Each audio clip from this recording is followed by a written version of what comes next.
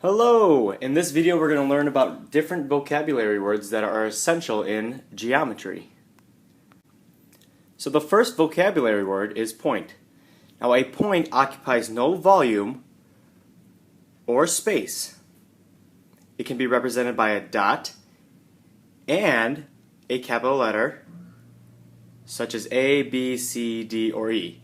Now note that it doesn't have to be just these 5 letters, but a capital letter in the alphabet. So we can have a dot and label that point or name it capital A. So we'd say that that's point A. Or we can have point B, or we can have point C. So these are all different examples of points. The second vocabulary word is a line. Now a line can be defined by 2 points it passes through. So if we look at that definition, 2 points where a line passes through. So we have our first point, our second point, and then our quick line that was drawn. And these 2 arrowheads indicate that this line is going to pass through the points.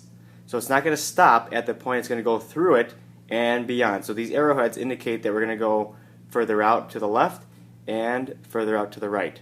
So this is an example of a line. Next we have line segment. And so the definition of a line segment, it's actually part of a line, and it has 2 endpoints. So for example, C and D would be the endpoint labels, and it is written as C, D with a straight line over it with no arrowheads on top. So what this looks like, if we have 2 endpoints, keyword points, on the ends labeled C and D, so here's our first point, here's our second point, there's C, there's D. Notice how the line does not go through the dot or the point and has arrowheads on the other sides or each side, and we have each endpoint C and D, so they stop right at the points that it intersects with. Next we have ray.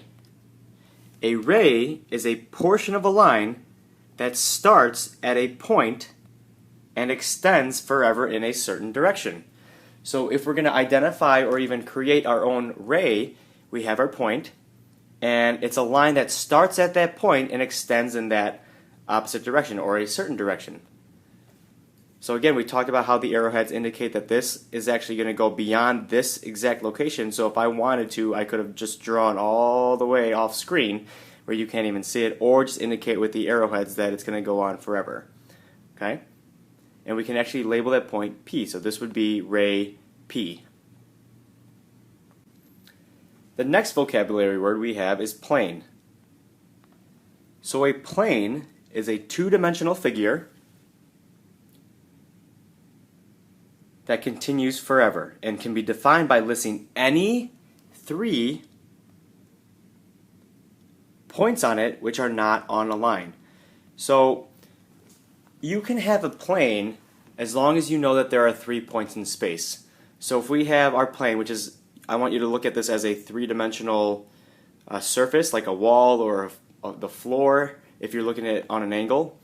Now these walls, it doesn't stop. It's not just a parallelogram or what looks like a parallelogram.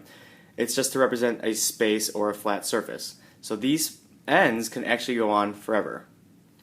Okay? Now this can be defined as a plane as long as we have 3 points on it that are not on a line. These aren't lines again. This is just indicating that they're extending beyond this space right here. So if I have a line on the surface or on the plane, okay, 3 points. We have 1 Q, 1 R, and 1 S. So the fact that we know that there are 3 points in this space, we can say that there is a plane around it. Okay? So that's what a plane is. It's just, think about like the walls, the ceilings, the floor of your room. Those are all examples of planes.